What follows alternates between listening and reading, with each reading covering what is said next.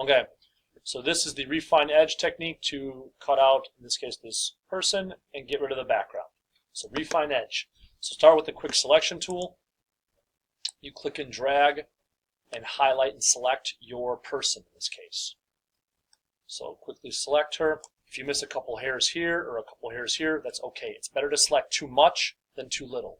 If you select too much, hold Alt, and then you can click and deselect whatever portion. Just don't select too much. Alright, so once you have the figure selected, you refine edge. Once you refine edge, you can change the view up here, so you can see how it would look on black or on white. Sometimes that helps when editing. I like to edit on layers, so it's a clear background. Click over here to go back to your menu. You want to check Smart Radius and increase Smart Radius to about 10-ish. So I'm at 11, close enough. Next, you want to go with your brush tool. And you're going to drag along the edge of her hair to basically tell Photoshop what is hair and what is background, so it can fade it properly. So click once. Once you've clicked, you then can make your brush bigger or your brush smaller with the brackets next to letter P. So get yourself a decent sized brush, and then go ahead and drag along the edge of her hair in this case. You want your brush to barely overlap the hair. You don't want the brush to overlap the hair too much. It tends to fade too much then. Get any curls you missed, and then you're good.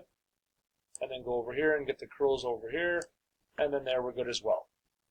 Now, next technique, you want to decontaminate colors. So the brush will get rid of any chunks of background. Because it's white, you can't see it. If they were pink or green, that would get rid of all the chunks. You still might have a greenish or pinkish haze. That's where decontaminate colors comes in. So check that and increase that about 10-ish to about 60-ish. That will help get rid of the haze of the background color. Because we have white, you really can't see it. And then the last step, you want to fade everything with the shift edge. So go to about -10-ish, and then that's it, you're done. So about 10-ish here, -10-ish here, and increase it 10-ish to about 60-ish total.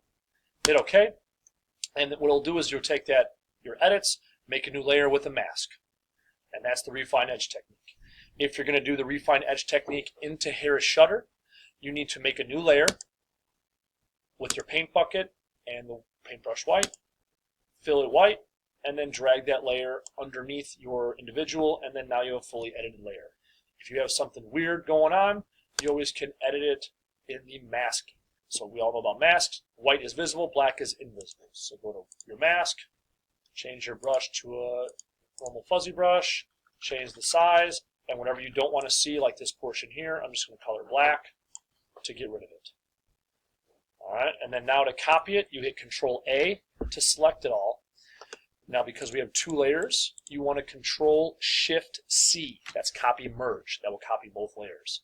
So now when I paste it, it will copy the white background as well as my refined edge person so that I can paste it. So Control-A, Control-Shift-C. If you only have one layer, Control-A will select it all, and Control-C will just copy one layer. So that's refine edge.